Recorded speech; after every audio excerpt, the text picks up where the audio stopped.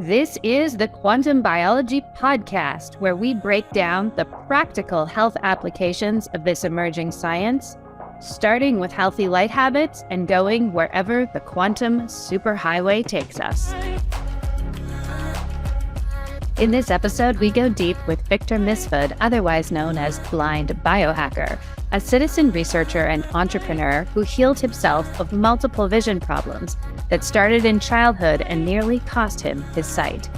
In this interview, Victor shares the research and practices that led him to reverse his genetic condition, starting with light and leading to a path of personal discovery and transformation. I love this conversation. Victor's really good at describing why the inner work matters as much as the outer environment. And just a reminder, we do not have advertisers or sponsors on this podcast. It's entirely audience focused, so please take 5 seconds and hit the 5-star button on iTunes. We really appreciate it. Here we go. My name is Victor Misfud, and I'm a citizen scientist, documentary filmmaker, psychedelics advocate, and quantum health nerd. That's a bit about me. Thanks for having me here today. I love that you call yourself a citizen scientist. I think that's so important. What does that mean to you, and how did you come about to describe yourself that way? Well, growing up, we're taught that, like these scientists and these doctors, they know it all and they're the end point of anything. And we don't know anything. Like us as quote unquote regular folks don't know anything. And at the same time, growing up, I was diagnosed with various learning disabilities, thought I was stupid, pretty much thought I wasn't capable of doing much in terms of research, just basically listened to what I was told by the quote unquote experts. And basically finding out that what a lot of these people that I thought knew things didn't know much, or they were just pretty much stuck with a lot of dogma and, hadn't really updated what they knew, and were pretty much stuck in this narrow view of quote unquote science. So it's really about self-empowering and eventually reading books that changed my worldview and allowed me to become a critical thinker. Yeah, and I just find that often the most interesting people are people where the path was not straight. They didn't know where they were going. They had multiple different types of experiences that brought them to where they are now. Yep. The path was definitely not straight, but definitely feel blessed to be walking it and come across a lot of the research and information that I found. So could you tell us the story of how you discovered the importance of light when it comes to health? Yeah, well, I guess, seasonal affective disorder was probably the first thing. I was born and raised in Canada, Toronto. My haplotype is Mediterranean. My parents immigrated from Malta, which is a tiny island in the Mediterranean, to Toronto, and that's a different, latitude for sure. And in the wintertime, I just always felt really bad, depressed, couldn't get out of bed, major shift in mood. And this kind of happened every year, every winter. And, I didn't know much. I didn't think the light was an issue. Then I kept reading about seasonal affective disorder. So that was really my first inkling that something was off. And I also noticed how good I felt when it was summertime and felt absolutely alive. And, started reading more into it. And, in the past 10 years and us, with our phones and TVs and computers, why am I having such trouble going to bed when I'm staring at these toxic blue light machines? And then you realize these systems weren't around for a long time, and how much they throw off your circadian rhythm by just exposing yourself to them. And so many people have sleep issues. So it was the seasonal affective disorder and the blue light from TVs that affected sleep quality were the biggest game changers for me into realizing that there's a major disruption into how and why I'm feeling the way I am, because of just essentially from a disconnection to the quantum elements of nature, indoor life existence, being exposed to these junk light frequencies. So those were the biggest realizations, that light is absolutely important in the picture of health. And then as you learned more about light, it became something that you used to heal your vision. Could you explain more about that? Yeah, sure. So I guess it actually did really start with Dr. Jacob Lieberman's book, Take Off Your Glasses and See, where I saw a case study with somebody with my vision condition. I am legally blind. I was born with a condition called retinitis pigmentosa. I was diagnosed at 9. Retinitis pigmentosa symptoms are severe tunnel vision and night blindness. So the tunnel pretty much shrinks at night and kind of opens during the day. A lot of it's based on available light. You know, when I was a kid, I'd be playing outside and it would get dark. And then I was like, how the heck are these kids playing at night? Because I would trip over everything and fall and bump into trees. And I just thought like something's not right. And then I would tell my mom, like, hey, like, why can't I see at night? And she's like, it's dark. You can't see at night because it's dark. But, you know, people can see at night. So something didn't make sense. And then I think she started to notice that things weren't right. Or if she did go, I'd be asking like, hey, mom, where's this or that? She's like, oh, it's right there. It's right there. And then I wouldn't see it. It'd be right in front of me. And then she started to suspect that something was going on. And then like I said, at 9, I was diagnosed. You know, telling a kid at 9 that he's diagnosed with retinitis pigmentosa, I was like, I can't even pronounce the word. And so it didn't mean much to me because at the time, it wasn't a drastic type of vision loss. It's not like, you know, vision loss is such a spectrum. So that's something else I can get into. But so I was able to like hide the fact that I was blind. My parents actually told me to not tell a lot of people. And I was able to just kind of function in that way because it didn't appear that anything was wrong. But I mean, in hindsight, it affected my learning because there's so much information that we take in with the eyes. So imagine trying to read a book by looking through like a small toilet paper tube. So the amount of information that I have to absorb versus somebody who's fully sighted, I mean, there's a drastic reduction in that. So it affected my grades. I didn't do well in school. And then as I got older, it started to affect me socially, or I felt like, you know, because essentially my vision was getting worse. At 16, I was able to actually get a driver's license and I drove for 6 years problem-free. Then at 21, after taking a medication, which was now is a class action lawsuit against it, Accutane. I don't know if people have heard of this horrible medication. I was on it for a period of 3 months. My vision drastically decreased and I started to lose some of my hair as a result of this medication, which is not something you want to happen when you're 21. So shortly after, I lost my driver's license. And then after that happened, I was completely gutted because I drove to work. I had my independence. I was, 21 and becoming a man. And it just completely gutted me. And I had a nervous breakdown. And from there, I was put on all these types of meds, anti-anxiety medications, antidepressants. And I just thought, like, where the fuck is my life going at 22? Losing my license. I was told that nothing can be done about it. I just have to brace for going blind. So I sold my car. And, for the next 10 years, I was in just a major depression and, just lived that way, drinking too much, smoking too much, and just like a mess of a life.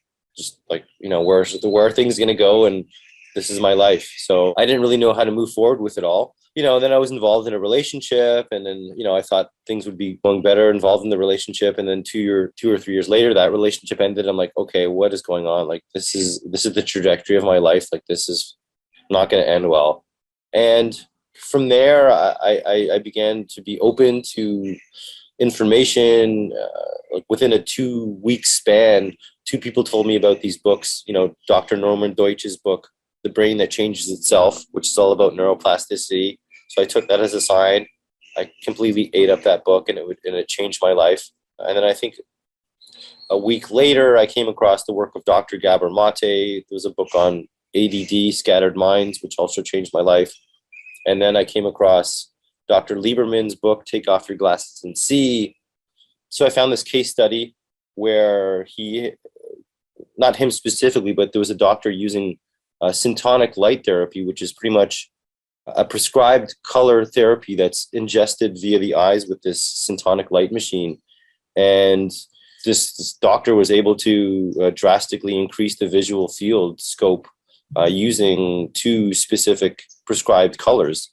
And I thought, geez, I've never heard of that. That's, I was always told that nothing can be done about it in the Western model.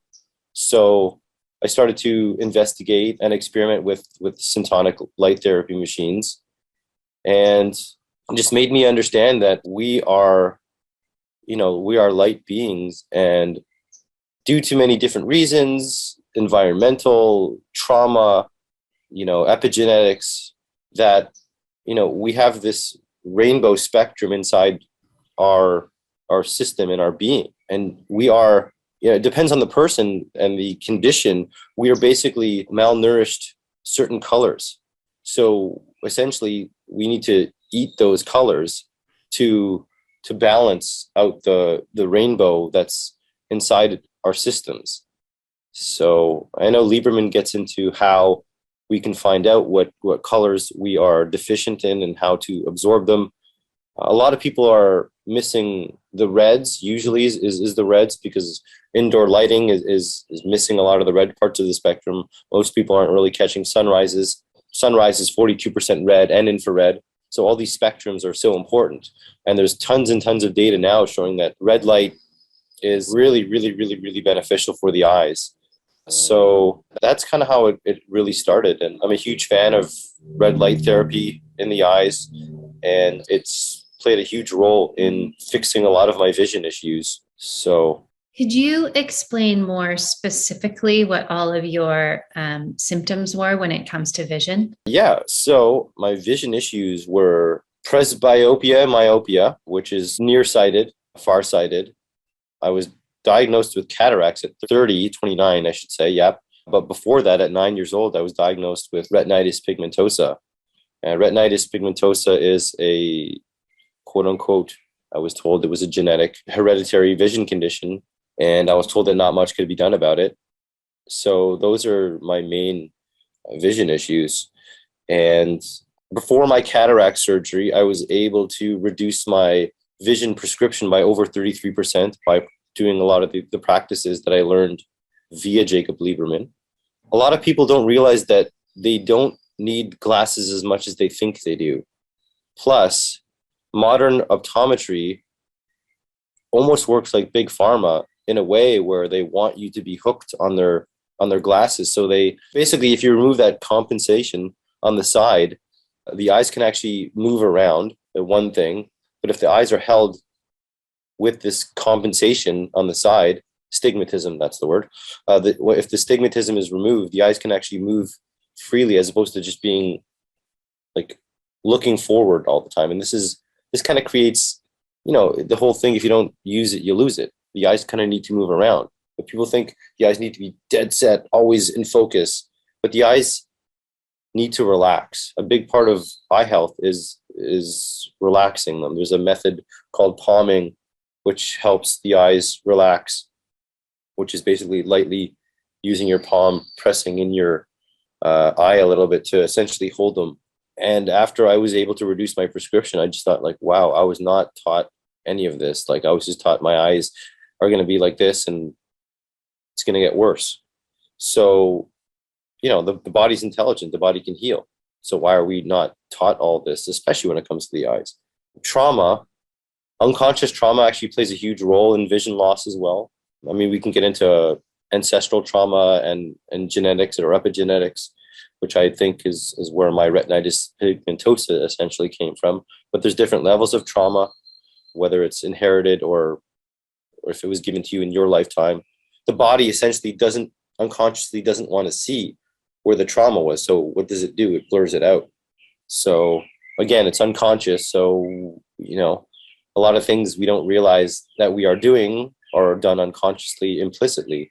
So, because I think we spend 5% in conscious awareness, and the rest is 95% of, how we're breathing, our eyes are blinking, and a lot of this implicit program that we received as a kid and in utero and through ancestors is all encoded in our DNA. So there's a lot going on unconsciously. And to quote Carl Jung, as I often do, until you make the unconscious conscious, it will direct your life and you'll call it fate.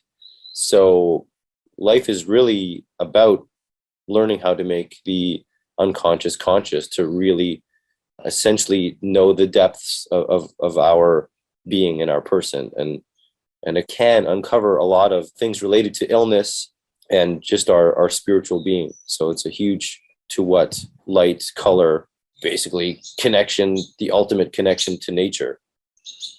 Life is all about the inner world, outer world, quantum world, balance, awareness.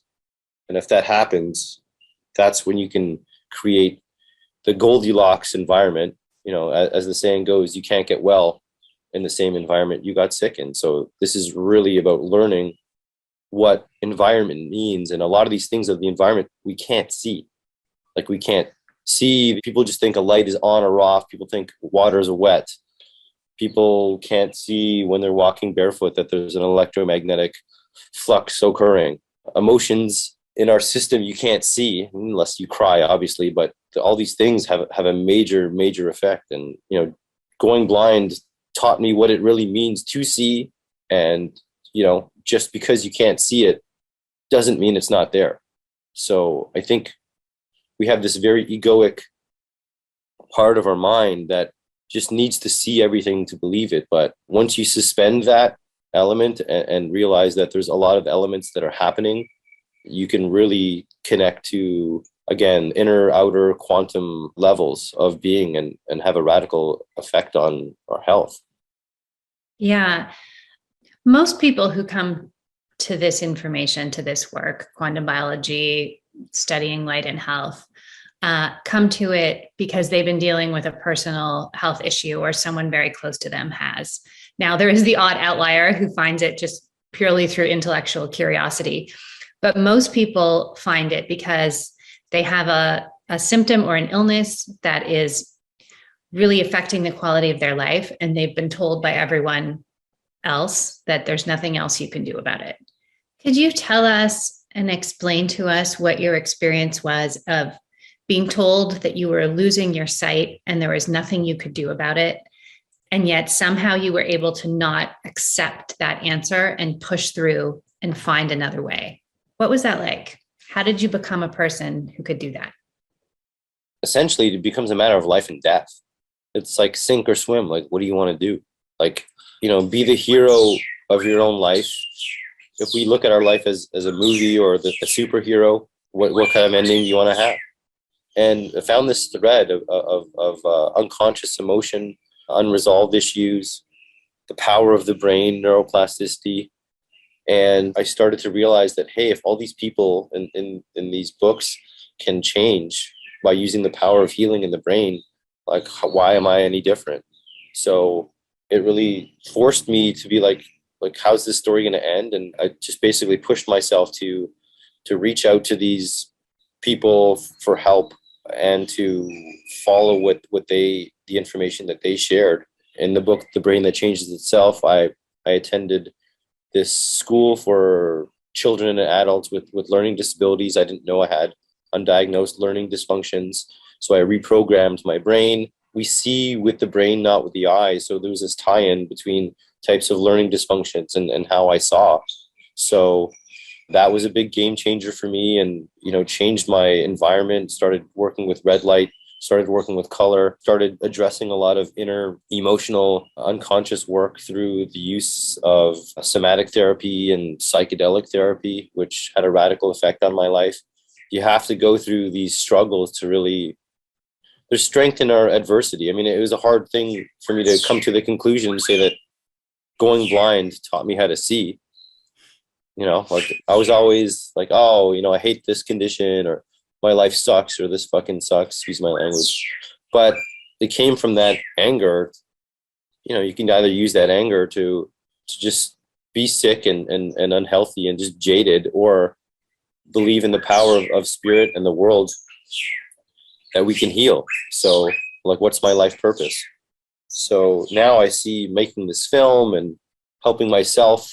I get a lot of people that reach out to me and say, hey, thank you, I never knew this existed. And, that's where I found my life purpose is in helping other people go through the weird stuff that I went through, or if there's any parallels or similarities, to be like, oh, okay, then it's not so bad, or there is hope. So, and life is a lot sweeter. Life is a lot better. Life's not perfect, but I'm quite optimistic where things are going to go, and the new things that I am going to learn.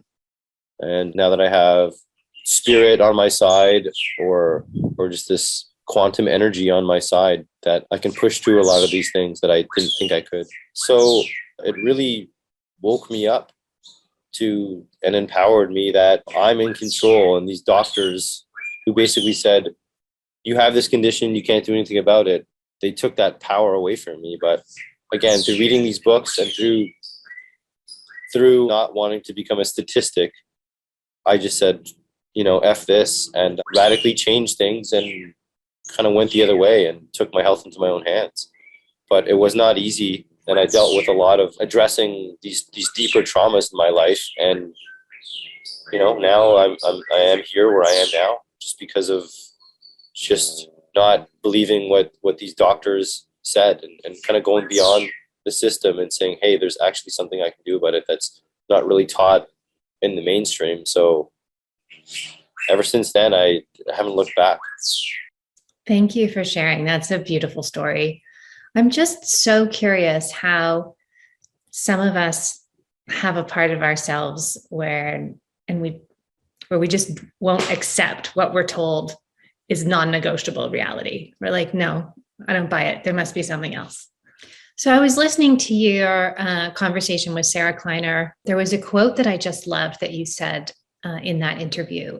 You said, people can only meet each other as deeply as they've met themselves. Could you expand a little bit on what you mean by that? Sure, yes, absolutely. Well, in the world of therapy and just talking to a lot of people, again, a lot of this stuff is unconscious when you're talking about going deep.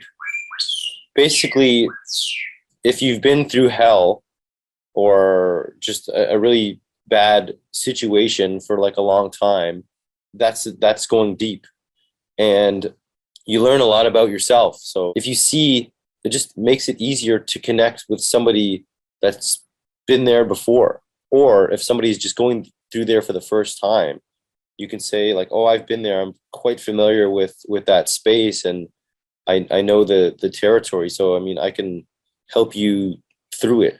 And at the same time, sometimes you don't match with these people because they haven't been there yet, and they don't understand why you're acting the way you are, because it's such a, at the same time, it's like this long view. You get to see the bigger picture and how things are connected, because you've seen it from so far up. So you see like this is connected to that and that's connected to that. But some people who haven't been that high or that low don't see how it's connected, because they're looking at it from not the right place yet. So again, truly going through all of these situations and really doing a lot of this inner work has allowed me to connect with people or talk to people or know the right things to say, because I've spent a lot of time on the floor, so to speak, or in hell and in heaven, whatever you want to call them, just to gain that depth of learning about myself. The best way to understand somebody's darkness is to truly know your own darkness. And we all have this shadow side to our life that, in modern day spirituality, we're almost taught to like ignore that, or everything's love and light and no bad feelings, always positivity. And like, that doesn't work. That's not realistic. I mean, we are these dualities. And as soon as you suppress one duality or one emotion, it's going to rear its ugly head. And if you don't acknowledge that shadow aspect of yourself, it's going to come back angry, deeper, and darker. But as soon as you acknowledge that, it's basically just navigating a friendship with all these aspects of ourself, our shadow self as well. And the shadow work was something that really helped me integrate to who I truly was, because I was unconsciously ignoring it most of my life, and the anger that I had. So that's what I mean by you can only meet people as deeply as you met yourself. I've definitely found for myself, and I know a lot of people in our community have found the same thing, that living according to our circadian rhythm, living in sync with our circadian biology, waking up at dawn to see the sunrise naturally produces an impulse towards self-reflection and connection to something greater than ourselves. Could you talk about what your experience has been living in harmony with light cycles? Yeah, well, I don't think we truly know the power of light.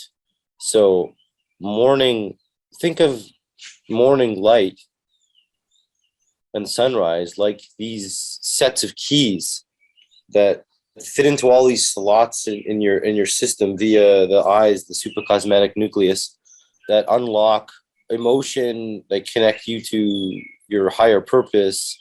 I mean, this system, this biological system, has been going on for thousands and thousands of years. So if you're cutting off from that, you're emotionally dysregulated. You're not getting, I always call it, as soon as I'm grounded and barefoot in the morning, that's what I call my downloading time. So whatever, all these things that are maybe beyond me, that I don't even know what I'm receiving, but I'm receiving something.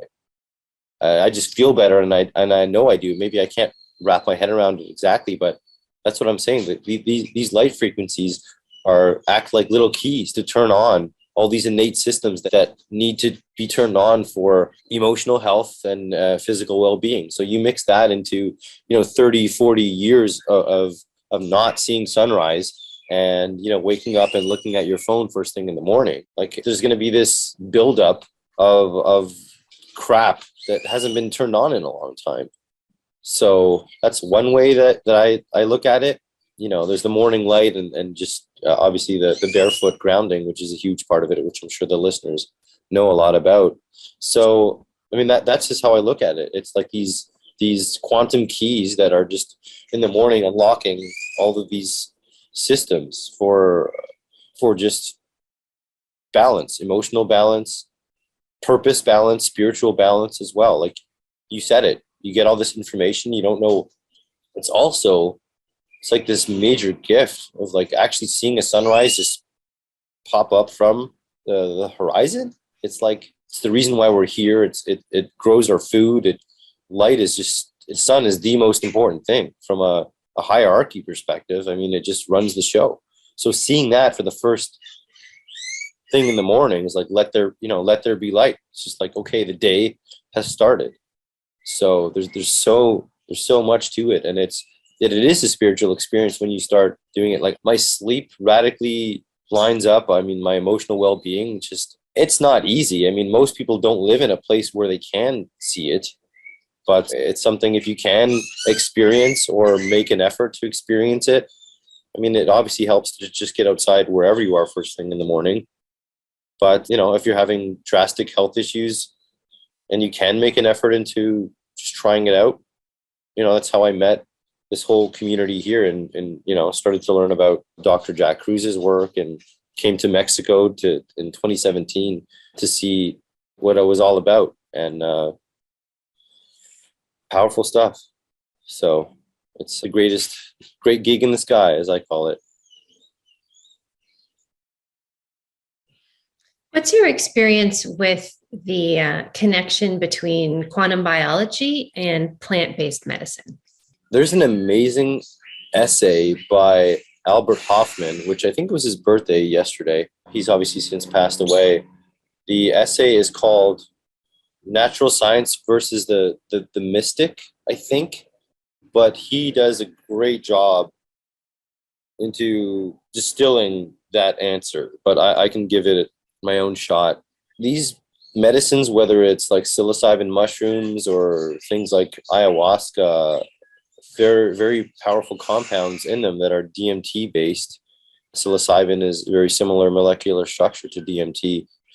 And essentially, like, when you consume them, I mean, first of all, just the visuals and the colors and the fractal visions that you get from them are almost inexplicable, in the sense like what is going on internally.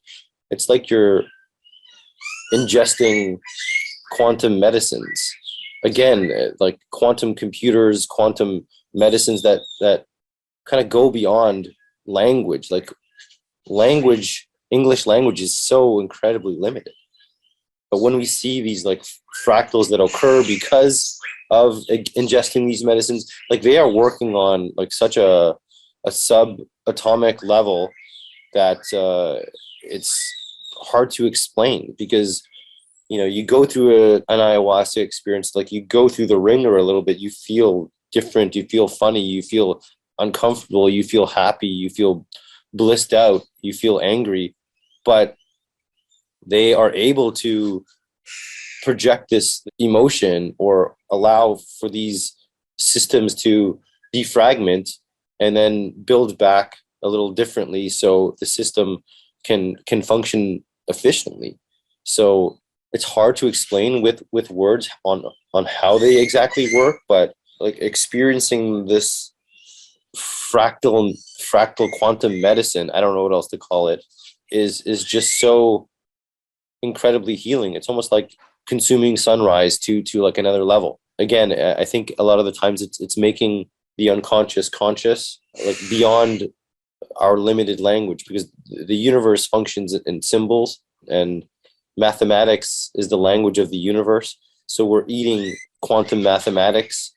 I mean, I don't know how else to explain it, but that's kind of like maybe the bigger picture of it. But a lot of the times with trauma and certain things, like we have a difficult time processing what that meant to you. So basically, if you were traumatized, usually by other people, the energy of the trauma is stuck inside the body. It can be manifested into different body parts, the eyes, back pain, knee pain, the head, wherever. So that energy of the trauma is basically stuck inside the system. So it's stuck and it just spins there.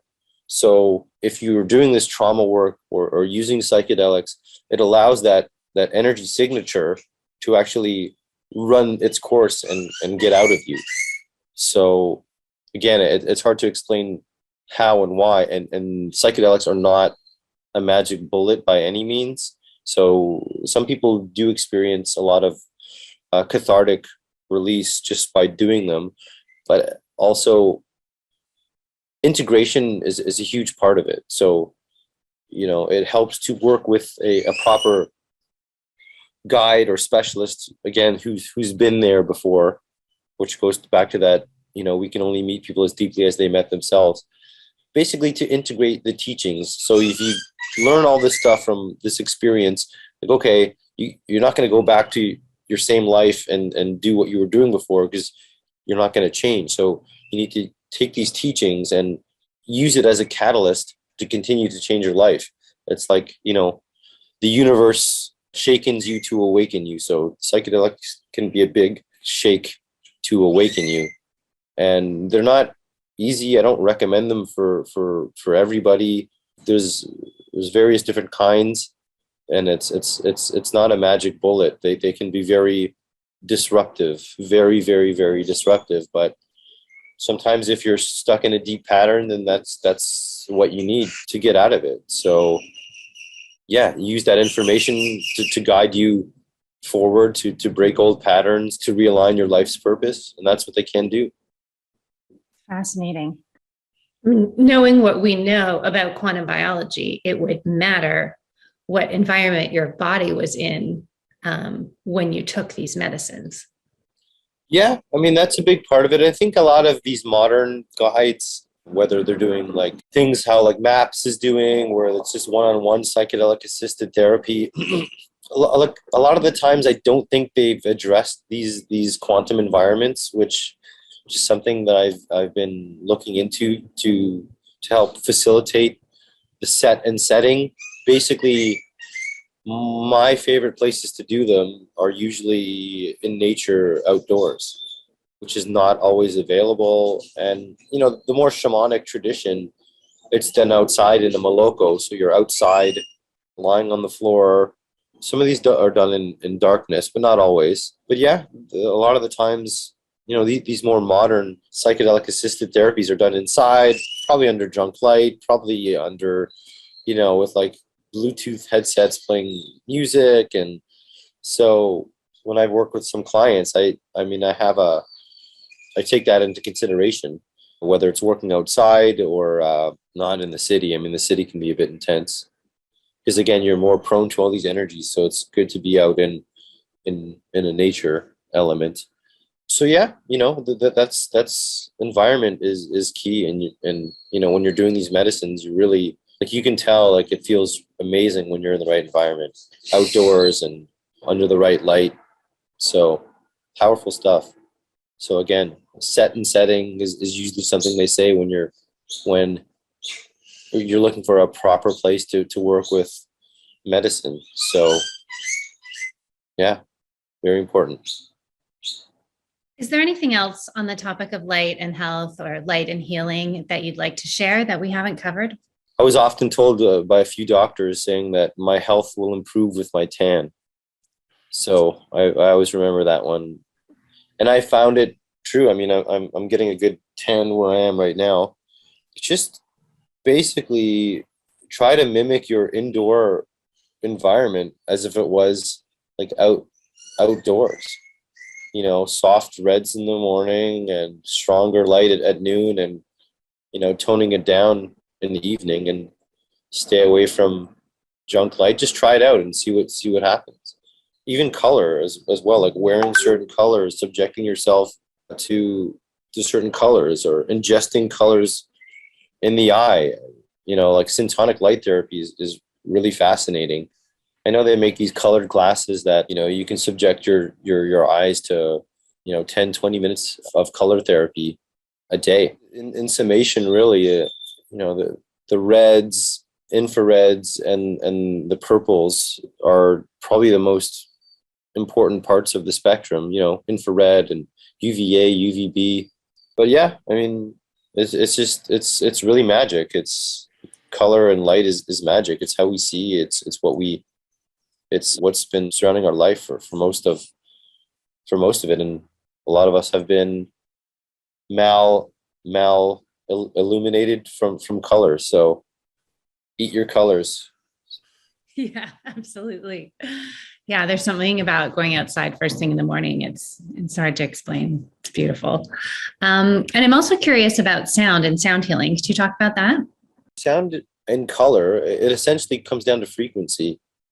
And I looked into a lot of the power of sound healing in my documentary using crystal bowl. And I mean, the study of cymatics is a prime example of the power of sound. If the sound is resonant, like, 432, 528 hertz, like if you have that flat plate with the sand or salt, and then you run these frequencies on it, like they line up and they do some very strange, interesting things. And these patterns can be found in all throughout nature. So again, color and sound they're part of the similar frequency spectrum of well-being. And I think it was said in the 50s, or I don't know when, where they ended up changing the frequency of music, and the note A was changed from 432 to 440, and the 440 disharmonious to the 432. I don't know why. I mean, we can go into conspiracy theory on why that might have been. Maybe that's another show. But binaural beats, listening to certain frequencies can, your body's 2/3 water. And, if you're running these frequencies through the water, the crystalline structure of the water is going to be functioning optimally. And if you're exposed to Wi-Fi and all these other frequency, like, what do you think is going to happen? So that's all technically sound, just because you can't hear your Wi-Fi. Just, if you could hear it, I think everyone would throw all the Wi-Fi routers in the trash. So sound is important. It's just as important as light. It's just different frequency. So those crystal singing bowls have been around for a really long time. Those Tibetan bowls have been around for a long time. They just add to the harmonious being of our spiritual state, our physical state, just like the color. So that's how it all connects. It's interesting.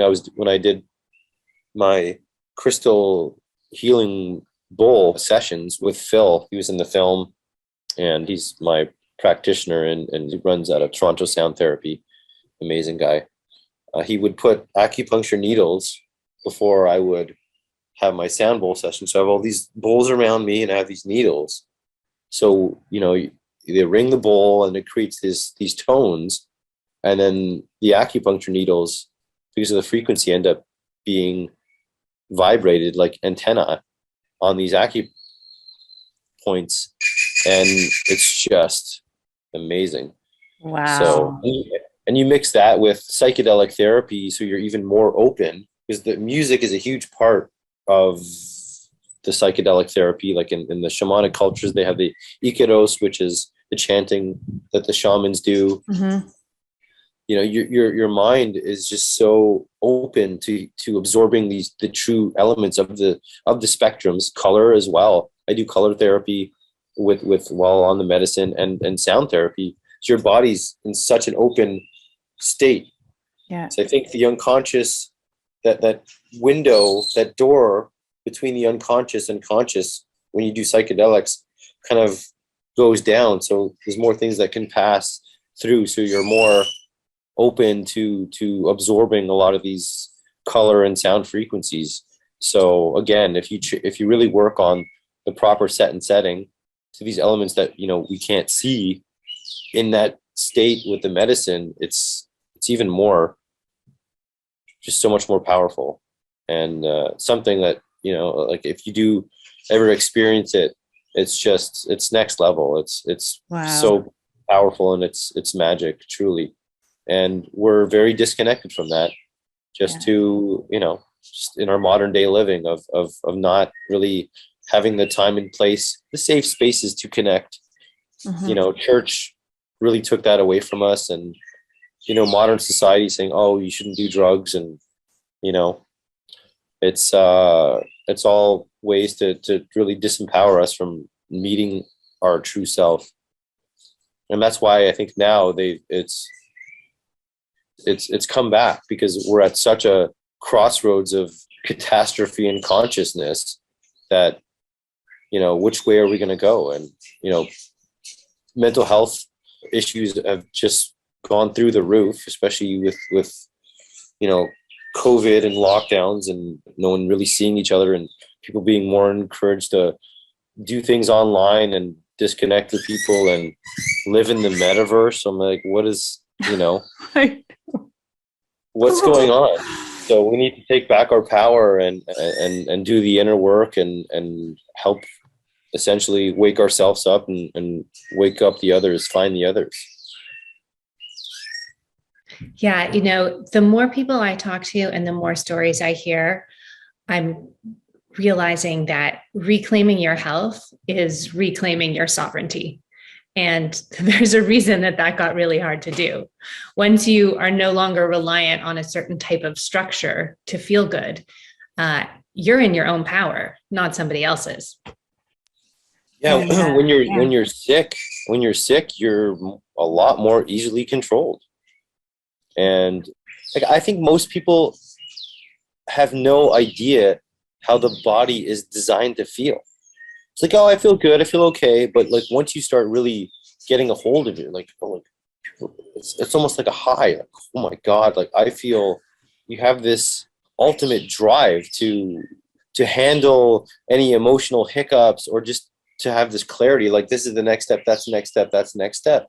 And you get into this flow state of just doing things, as opposed to like, oh, I don't know, I don't have confidence in myself. So if you get on that, I mean, it's the ultimate FU to the man sort of thing. And we need that more now than ever, because of just the state of the world and what's, being pressed upon us sort of thing. Yeah. So, yeah. Once you have found people who know how to help you, and you therefore learn how to help yourself, you are no longer reliant on any specific system.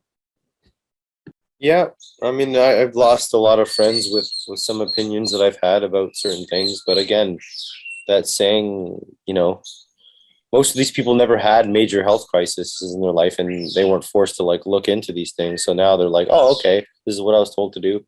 It'll make me healthy, and like, oh my God, you guys so wrong on this. And and they have to learn the hard way, or if that's what they think, that's totally fine.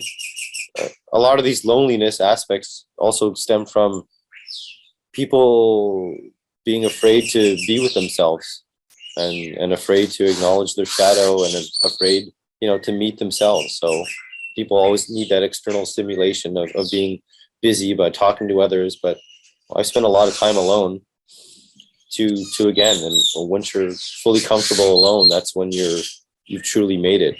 So it's been isolating, yeah, for sure. And people were never used to this level of isolation.